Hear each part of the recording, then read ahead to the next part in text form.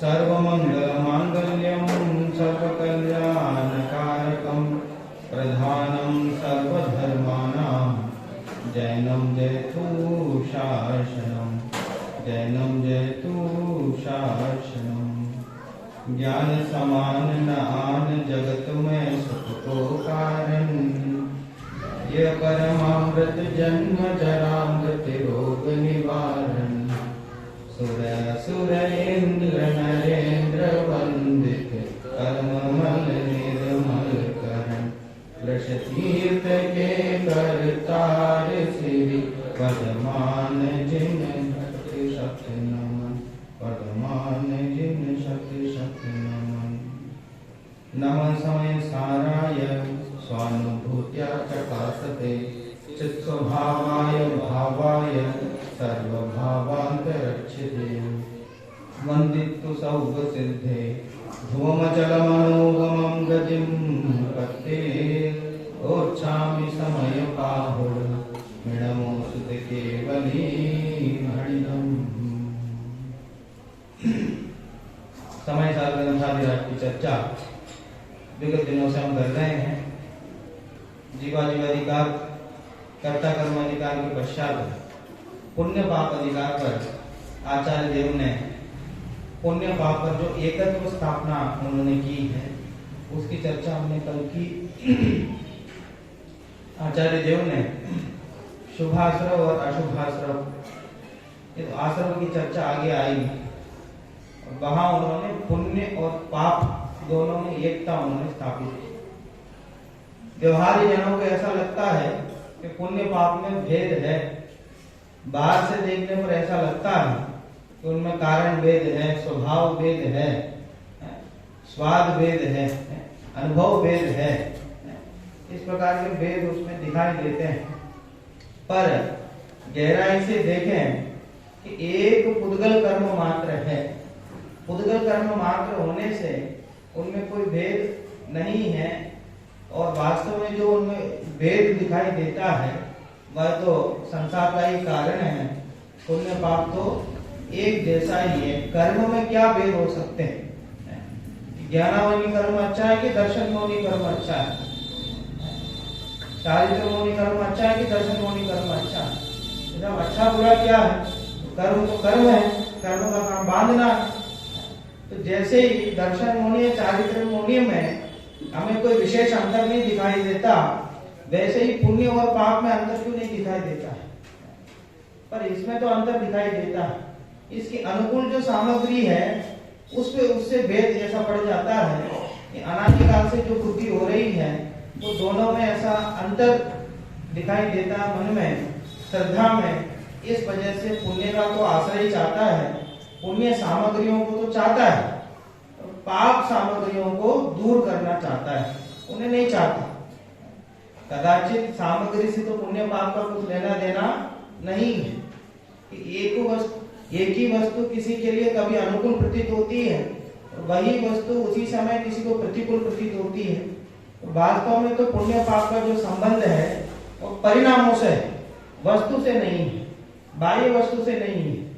एक ही वस्तु एक समय में किसी समय में तो अनुकूल लगती है और किसी समय में वो प्रतिकूल लगती है। दादा जो उदाहरण देते हैं कि जैसे पत्नी है तो वो किसी समय तो वो अनुकूल लगे, किसी समय वो प्रतिकूल लगे। जब अनुकूल लगे तो वो तो तब पुण्य का उदय हुआ और जब प्रतिकूल लगे तब तो पाप का उदय हुआ। तो वो जो पत्नी है वो पुण्य का उदय है कि पाप का उदय है? तो वो ऐसे वस्तु में पुण्य पाप का उदय हम उसमें भेद नहीं कर सकते हैं। कोई चीज है, अब मोबाइल हमने खरीदा, अब उसमें वो तो ऐसा समझते पुण्य के उदय से कोई चीज हमको मिली है, पर उसके माध्यम से जो ज्यादा देर तक चलाते उनकी आंखों में परेशानी हो जाती है। अब वो मतलब पुण्य के उदय से वो मिला तो परिणाम उसका क्या हुआ? इस प्रकार कोई मतलब किसी वस्तु में पुण्य पाप का भेद हम नहीं कर सकते हैं। पुण्य पाप का भेद तो अपने परिणामों से संबंधित है। और एक और भ्रांति ऐसी चलती है कि पुण्य के उदय से मिलता है और पाप के उदय से चला जाता है, ऐसा समझते हैं। पर वास्तविकता ऐसा नहीं है। वास्तविकता तो ऐसी है कि पुण्य के उदय से भी मिलता है और पाप के उदय से भी मिलता ही है। जो प्रतिकूल वस्तु मिलती है वो पुण्य के उदय से मिलती है कि पाप के उदय से मिलती है। अगर किसी चीज का मिलना अगर पुण्य का उदय है, प्रतिकूल वस्तु जो मिली जो हम नहीं चाहते हैं वो उससे हमारे परिणाम नहीं मिलते हैं, आकुलित होते हैं, ऐसी वस्तु को मिलने का फिर उसको पुण्य के उदय में लेना पड़ेगा, पर वो पुण्य के उदय से नहीं है, वो पाप के उदय से मिलती है। इसलिए वस्तुओं की प्राप्ति तो पुण्य पाप के उदय से ही होते हैं, कदाचित कहें तो भी उसमें परिणति कैसी है, हमारे परिणाम उसमें कैसे हैं, ये ज्यादा मायने रखता है कि प्रतिकूल अनुकूल हो रहे हैं कि नहीं। इसलिए पुण्य पाप में मुख्य रूप से कोई भेद नहीं करते हुए, जो कर्म है कर्म में कोई भेद नहीं करते हुए दोनों में एकत्व स्थापना की कि दोनों एक जैसा है। अब आचार्य देव पुण्य और पाप को तो साथ में लिया, पुण्य और पाप को तो उन्होंने साथ में लेकर अधिकार लिखा, पुण्य पापाधिकार। और यहाँ अगला जो अधिकार है वो आश्रवाधिकार, आश्रव अधिकार को उन्होंने एक में ले लिया। जिस प्रकार पुण्य और पाप कर्मों में उन्होंने भेद किया, अब यह आश्रव में भी उसी प्रकार वो एकता स्थापित करना चाहते हैं। और एकता स्थापित करने के साथ और भी कई विशेष बातें इसमें आई हैं आश्रव अधिकार में, कि आश्रव किसे कहते हैं, कि कर्मों का जो आना है उसे आश्रव कहते हैं। आके बंध जाते हैं वो तो बंद हुआ, कि कर्म खुद परमाणु है, जो कारमान वर्णाएं, कारमान वर्णाओं को आने का नाम, आत्मा से बंधने के लिए आने का नाम आश्रव है, द्रव्याश्रव है। और भावाश्रव क्या है, मिथ्यात्व, अविरति, कषाय और योग, ये है ये भावाश्रव है। क्योंकि वो कर्म आते कैसे हैं, अपने आप तो आते नहीं है। आगे जाके उन्होंने उसमें बंधाधिकार में भी उदाहरण दिया कि जैसे कोई अपने शरीर में तेल लगा करके बाहर बैठे तो अपने आप धूल वाली जगह में बैठे हुए धूल चिपक जाते हैं, तो बंद के लिए उदाहरण उन्होंने दिया। हाँ, अखाड़े में बैठे, अखाड़े में जावे, उसमें कुश्ती खेले तो फिर वो अपने आप वो मिट्टी चिपक जाती है। ऐसे भी बैठा रहे तो वो कोई ना कोई वो चीज जो ऐसे धूल में उड़ती है वो तो आगे चिपकती है। तो वहां तो उन्होंने बंध अधिकार में उदाहरण दिया। यहाँ उसको मतलब भावाश्रम किसको कहा कि मिथ्यात्व, अविरति, कषाय और योग। वहां तो बंध अधिकार में स्पष्ट रूप से ऐसा कहेंगे जो राग द्वेष करता है तो वही कर्म बंध का कारण है। तो यहाँ भावाश्रम में क्या कहना चाहते हैं, मिथ्यात्व, अविरति, कषाय और योग की सत्ता का होना ये आश्रव का कारण है। माने वो राग द्वेष करेगा तब बंधेगा, तब तो बंध की प्रक्रिया में वो तो भाव बंद हुआ। और भावाश्रम में मिथ्यात्व, अविरति, कषाय योग की सत्ता रहना, इसका नाम भावाश्रम है। अब मिथ्यात्व कोई कैसे करे, मिथ्यात्व कोई परिणाम थोड़ी है इस प्रकार के। राग द्वेष थोड़ी, जैसे हम राग द्वेष करते हैं वैसे वैसे थोड़ी मिथ्यात्व कर सकते हैं। मिथ्यात्व तो मान्यता का नाम है, श्रद्धा का नाम है। श्रद्धा में जो विपरीत रूप जो अवस्था होती है उसका नाम मिथ्यात्व है। तो इन चारों की सत्ता मात्र होने को यहाँ आश्रव भाव कहा है। ये द्रव्य आश्रव और भाव आश्रव दोनों को कहा। इसमें जो प्रकरण मुख्य रूप से हमको समझना है उसमें उन्होंने ये जो बात कही है कि ज्ञानी को निराश्रवी कहा है, कि ज्ञानी जो है, ज्ञानी धर्मात्मा है, वो आश्रव से रहित। ऐसा कैसा हो सकता है, जो 77 प्रकृतियों को बंद तो हो ही रहा। गुणस्थान विवेचन आप पढ़ोगे कि साहब ये जो चौथे गुणस्थान में, पांचवें गुणस्थान में, छठे सातवें गुणस्थान में और आगे 10वें गुणस्थान तक है कि साहब कोई ना कोई प्रकृति तो है। 7वें गुणस्थान तक एक एक इतनी प्रकृतियां घटती जाती हैं, इतनी प्रकृतियां रहती हैं, तो प्रकृतियों का बंद तो होता। अगर बंद हो रहा है इसका मतलब क्या है, आश्रव है, आश्रव पूर्व की बंद होता है। तो ज्ञानियों के भी तो आश्रव होते हैं, तो आप उनको कैसे कह सकते हो कि आश्रव नहीं हो रहा है। ज्ञानी को निराश्रवी क्यों कहा गया, तो ज्ञानी को निराश्रवी इसलिए कहा गया क्योंकि ज्ञानी के जो 41 प्रकृतियों का कर्मों का अभाव हो चुका है। मिथ्यात्व संबंधी जो मुख्य है माने अनंत संसार का जो कारण है, ऐसे मिथ्यात्व का तो अभाव हो चुका है। तो मिथ्यात्व का तो आश्रव नहीं है, ना द्रव्याश्रव ना भावाश्रव। कदाचित वो औपशमिक समय दृष्टि हो, क्षय समय समय दृष्टि हो तो उसके सत्ता में मिथ्यात्व कर्म है। क्षय समय दृष्टि की सत्ता में अभी मिथ्यात्व कर्म नहीं है, क्योंकि वो क्षय समय दृष्टि में तो समस्त कर्मों का अभाव मिथ्यात्व संबंधी वो 41 प्रकृतियों का तो उसका अभाव ही उसका हो चुका है, क्योंकि दोबारा उदय में आने वाले नहीं है। तो इस प्रकरण में उन्होंने कहा कि साहब अगर ज्ञानी को निराश्रमी कहते हो तो कहो, कोई दिक्कत नहीं, क्योंकि अब 41 प्रकृतियों का अभाव हो चुका है। पर जो औपशमिक और क्षायोपशमिक समय दृष्टि है इनको मत कहो। क्षायिक समय दृष्टि को कह दो, क्योंकि उनकी सत्ता में नहीं है, उनके सत्ता में मिथ्यात्व नहीं है। पर जो औपशमिक और क्षायोपशमिक समय दृष्टि है इनकी सत्ता में तो मिथ्यात्व है, तो इनको निराश्रमी क्यों कहते हो? तो वहां उन्होंने कहा कि पृथ्वी पिंड के समान है। सत्ता में जो कर्म है वो कर्म कैसे हैं? पृथ्वी पिंड समानो, ऐसा मूल गाथा में उन्होंने कहा कि पृथ्वी पिंड के समान है। पृथ्वी पिंड माने क्या? जिस प्रकार मिट्टी का कोई ढेला हो, किस काम का है? तो किसी काम का नहीं है। वैसे ही मिट्टी के ढेले के समान सत्ता में ये मिथ्यात्व आदि जो कर्म है अभी वर्तमान में जिनका उदय नहीं आ रहा है वो किसी काम के नहीं, सत्ता में पृथ्वी पिंड के समान पड़े हुए हैं। वैसे ही ज्ञानी के और अज्ञानी के दोनों के वर्तमान में जो कर्म उदय में आ रहे हैं उनमें तो शक्ति है, पर सत्ता में जो पड़े हैं वो उसमें बोलते हैं ना शौचन की परिभाषा में सदावस्था रूप उपशम। क्या मतलब इसका? कि सदावस्था रूप उपशम है, ये अभी उदय में नहीं आएंगे, वर्तमान में भी उदय में नहीं आएंगे और भविष्य में उदय में आने योग्य सर्वघाती स्पर्धकों का उदयाभावी क्षय। कहने का तात्पर्य यह है कि कर्म जो अनादिकाल से साथ चले आ रहे हैं, सत्ता में पड़े हुए हैं, वो कर्म पृथ्वी के ढेले के समान है, उनकी कोई उपयोगिता नहीं है, उनमें कोई किसी प्रकार का उनमें कोई किसी प्रकार की शक्ति नहीं है।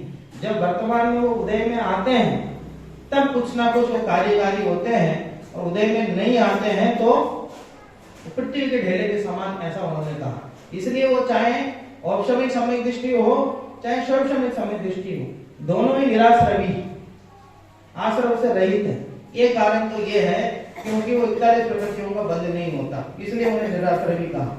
और दूसरा कारण क्या है? वर्तमान में चारित्र मोह का तो उदय हो रहा है, चारित्र मोह जो कर्म है उनका तो बंद हो रहा है, वो कर्म तो आ रहे हैं, तो उनकी अपेक्षा तो उनको आश्रवी कहो, कह रहे उनकी अपेक्षा से भी उनको आश्रवी नहीं कहेंगे। क्यों? इसलिए क्योंकि ज्ञानी इच्छा पूर्वक प्रवर्तन नहीं करता। ज्ञानी भले वर्तमान में चारित्र मोह के उदय से कर्म उदय में आ रहे हैं, तत्संबंधी वो राग द्वेष भी करता है, राग द्वेष करके कर्म बंध को प्राप्त भी होता है, भले मिथ्यात्व नहीं है, अविरति है, कषाय है, योग है, इनकी वजह से वो बंध को तो प्राप्त हो रहा है। ऐसा होने पर भी उसके अंतरंग में इच्छा नहीं है, बंध में रूप इच्छा उसकी नहीं है, वो तो अबंध स्वभावी आत्मा का आश्रय ले रहा है। इसलिए कि मन में इच्छा नहीं होने से, मन में उन्हें बांधने की इच्छा नहीं होने से, मन में उन्हें अविरति भाव रूप रहने की उसकी इच्छा नहीं है, ये तो वो मजबूरी में कर्म के उदय की वजह से वर्तमान में जो उदय आ रहा है कर्म का, कि उसके प्रति वो संलग्न नहीं होता। पूर्वबद्ध कर्मों का वर्तमान में जो उदय में आ रहा है उसके प्रति संलग्न नहीं होता। कि अज्ञानी क्या करता है कि वर्तमान में जो उदय में आ रहे हैं कर्म उन्हें अपना समझता है। आश्रय तत्व संबंधी जो भूल है उसमें टोडरमल जी ने क्या लिखा कि ये वर्तमान में दुखी है। किससे दुखी है? लोभ किया तो लोभ से दुखी है, कषाय से दुखी है, मिथ्यात्व से दुखी है, अविरति भाव से दुखी है और योग से दुखी है। पर ये समझता क्या है कि कषाय जैसे इसमें लोभ किया तो दुखी तो लोभी से है, लोभ कषाय से है। ये लोभ कषाय से जो कार्य नहीं हुआ उस कार्य से दुखी मानता अपने आप। ये लोभ कषाय से कार्य करना चाहता है और कार्य नहीं हुआ मतलब उसमें परित्रय की वजह से दुखी होता है, पर वास्तव में दुखी किससे हो रहा है? वो कषाय की वजह से हो रहा है, तो उसको तो जानता नहीं है और वो तो बुरे लगते नहीं है। और अंत में लिखा कि ये परिणाम, इसके कषाय आदि परिणाम उसको बुरे क्यों नहीं लगते हैं? ये तो इसके किए हुए लगते हैं, ये तो मेरे हैं ऐसे समझ करके करता है, तो बुरे कैसे लगेंगे?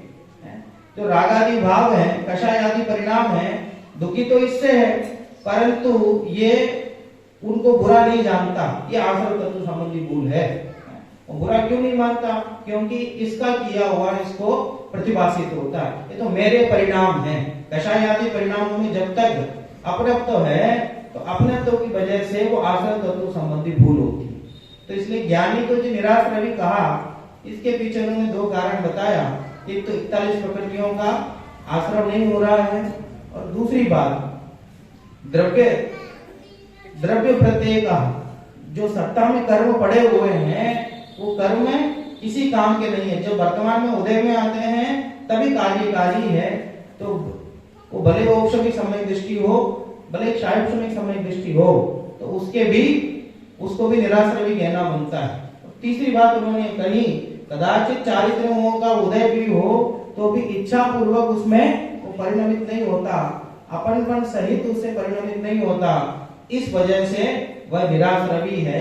ज्ञानी को निराश्रवी कहा गया कि जिस प्रकार कर्म एक बार उदय में आके फिर जाते हैं, वापस सत्ता में नहीं जाते, वापस जीव के साथ नहीं जुड़ते हैं।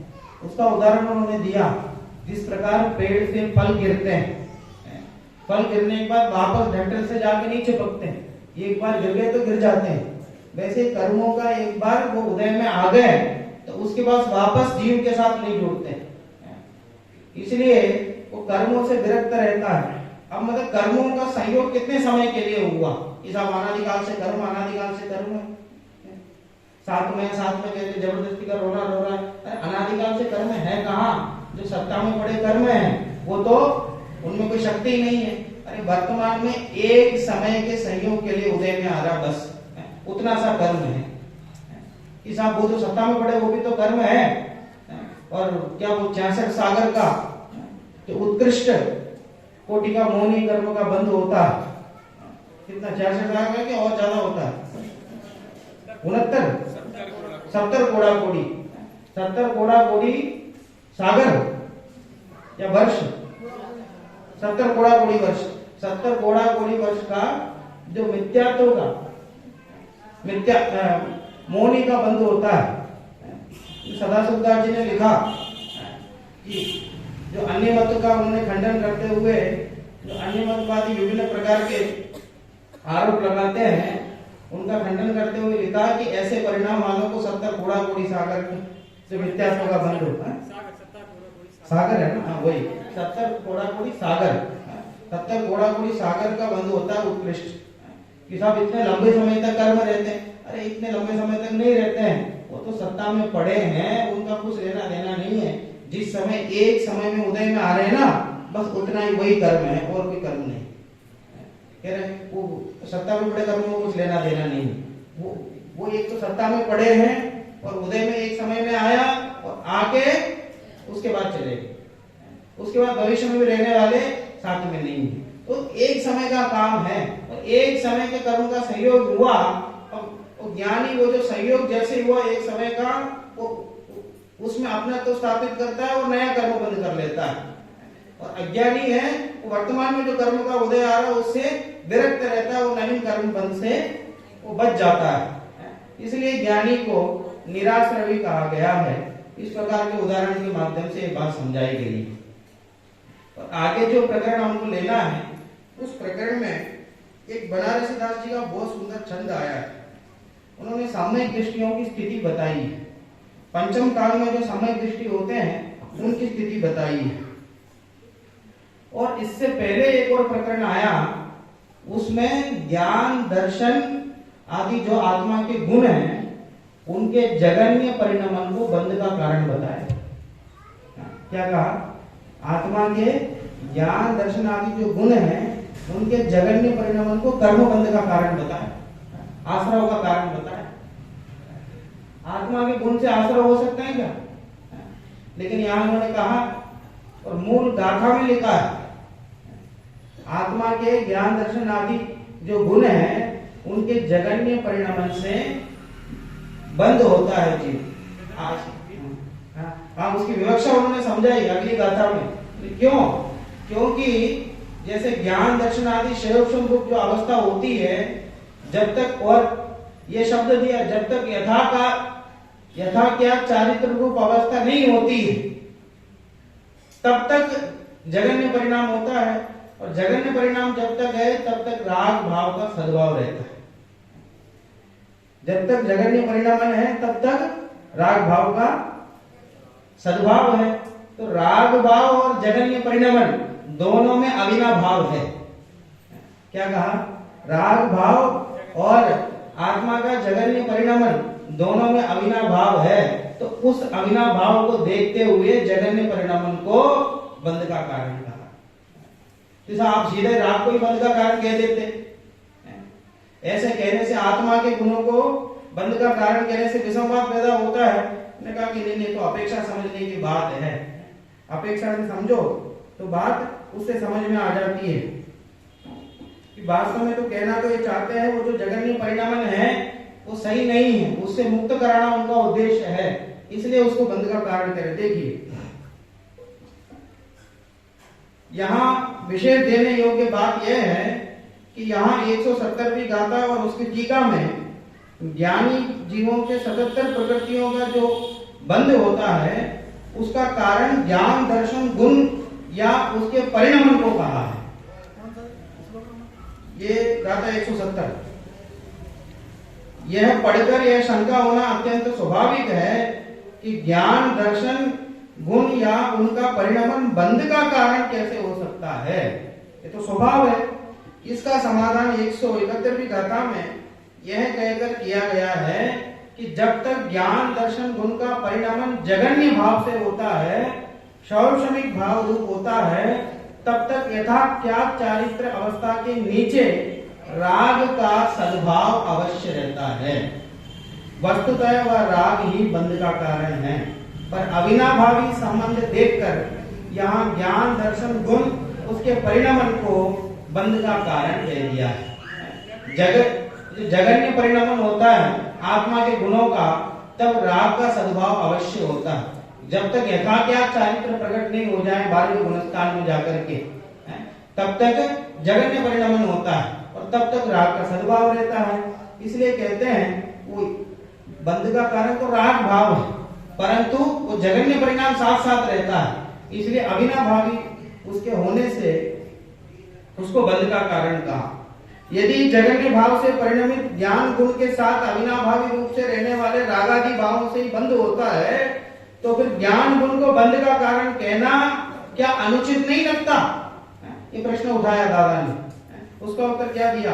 अरे भाई, इसमें उचित अनुचित का क्या सवाल है?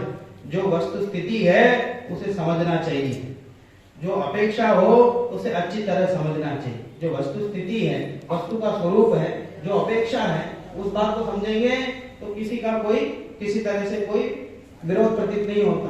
अरे आत्मा को तो किसी अपेक्षा से अजीब भी कहा गया है,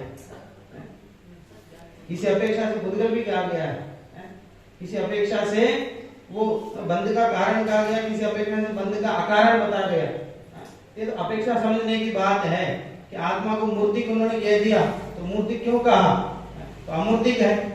अरे वो तो शरीर के साथ रहता है, तो शरीर के माध्यम से व्यवहार में से पहचान में आता है कि चलता फिरता ये कौन है? ये जीव द्रव्य है। कि नरक गति में कौन है? ये नारकी कौन है? जीव है। तो नारकी के शरीर में, देव के शरीर में, मनुष्य के शरीर में जीव का उपचार करके कह दिया कि जीव है। तो उस अपेक्षा से उन्होंने तो मूर्तिक भी कह दिया। तो मूर्तिक तो एकदम धर्म विरोधी बात हो गई ना। फिर भी वहां अपेक्षा समझने की बात है। वैसे यहाँ जो अपेक्षा है कहना चाह रहे हैं कि ज्ञान दर्शन गुण के जो जगन्य परिणामन बंध का कारण है, उसमें मूल रूप से ये बात है कि जगन्य परिणामन के साथ साथ जो राग